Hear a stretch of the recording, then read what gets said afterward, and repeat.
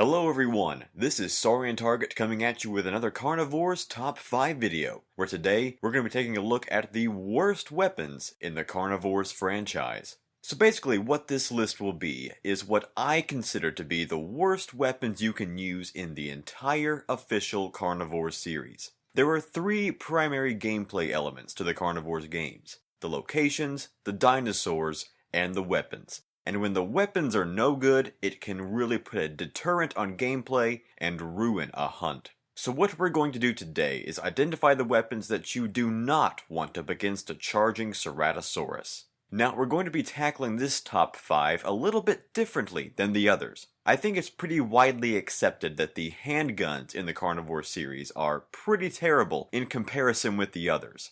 So, just to avoid having most of this list consist of pistols, we're going to divide each weapon by type and determine which is the worst in each genre of firearm. So we'll determine what is the worst rifle, the worst shotgun, the worst handgun, the worst sniper rifle, and the worst specialized weapon. And then I'll let you determine what the worst weapon in the entire Carnivores franchise is, even though I think we all have an idea already.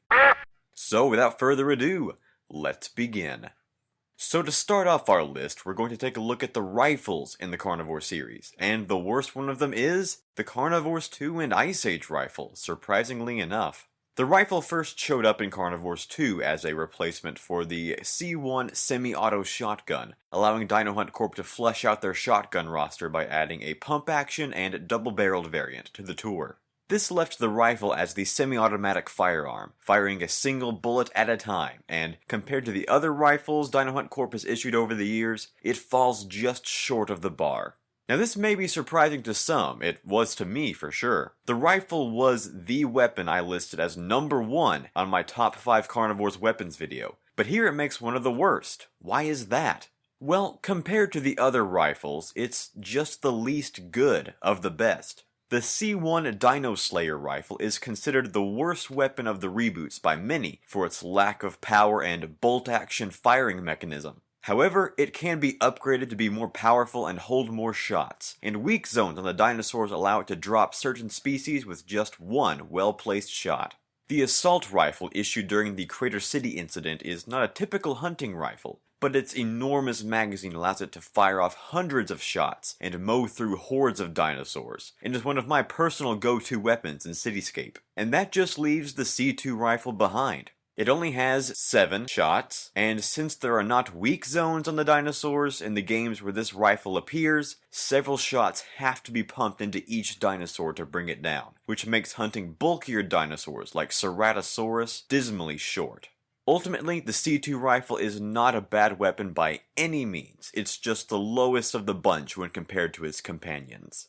Next, we're going to move into the shotguns, and the worst one is the C2 pump-action shotgun. This weapon is, like the C2 rifle, a solid weapon in its own right, just not as good as its competitors. The pump-action shotgun was one of the 2 new shotguns introduced in Carnivores 2, along with the double-barreled shotgun, replacing the semi-auto C1 variant, and because of its pump action, it's a little slow. The C1 shotgun was great for firing fast enough to take down a charging carnivore if you missed your first shot, and packed enough power to make mincemeat of larger animals like Stegosaurus, if hitting the targeted head was not an option.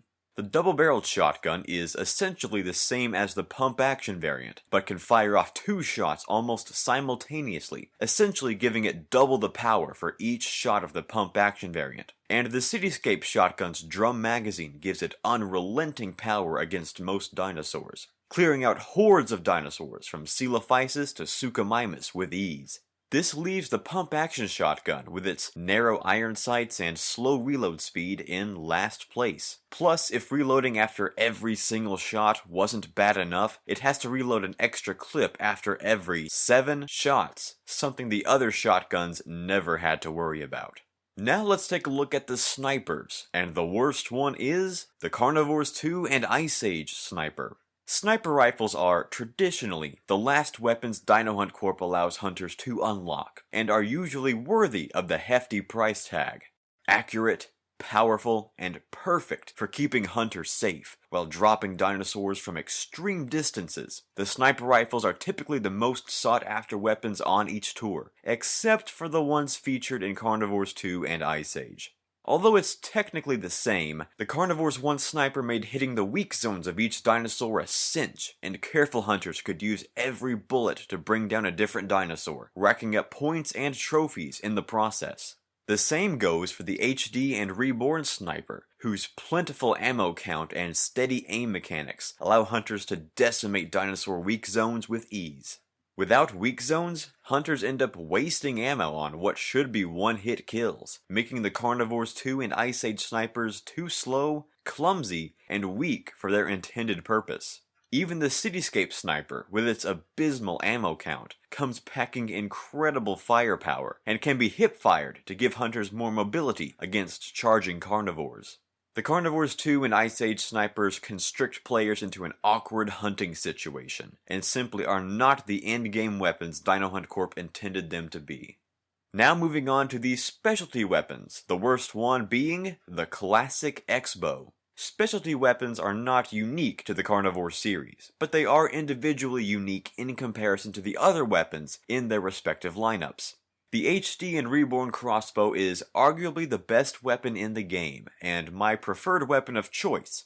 Silent, powerful, and very rewarding with proper use. The grenade launcher is devastatingly powerful against large dinosaurs, and the X rifle can clear a room better than most weapons, so long as its splash damage is taken into account. And while I have not personally used the laser rifle from the PSP versions, I hear it's the perfect combination of a rifle and sniper rifle, and from the trailers it looks pretty darn powerful. And that leaves the classic X-Bow with its tricky iron sights and extremely low reload speed. It's definitely a fine weapon in its own right, but it takes a lot of trial and error to master. And in games where dinosaur weak zones are not a thing, it almost isn't worth the use.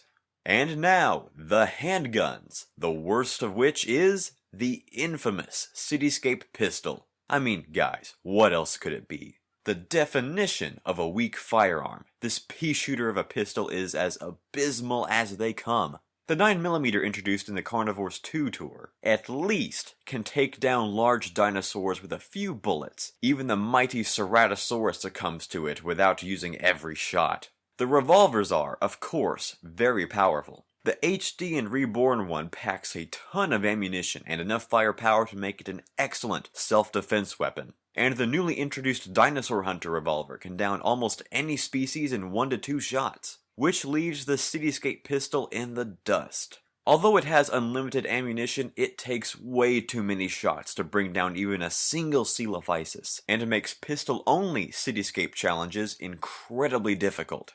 Honestly, you're better off just making a beeline for the nearest ammo pack, rather than attempting to take down anything with this pistol. So there you go guys, we've lined up the worst weapons in the entire Carnivores franchise, but what do you think the worst one of them all is? I'm willing to bet it's the Cityscape pistol.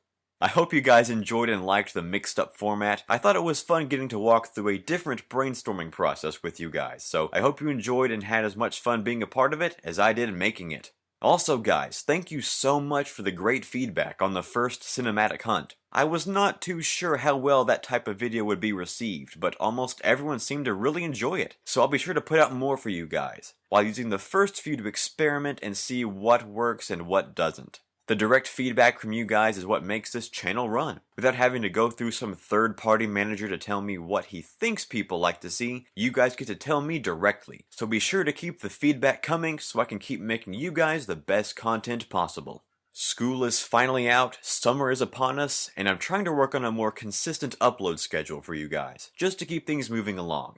And thank you guys so much for all the feedback, the likes, the comments, and just sticking around to check out the videos. I always enjoy interacting with you guys here on the channel, or wherever we end up crossing paths. And as long as you guys keep watching this content, I'll keep making it. Thanks again for watching guys, you are all truly the best, and I will see you guys next time.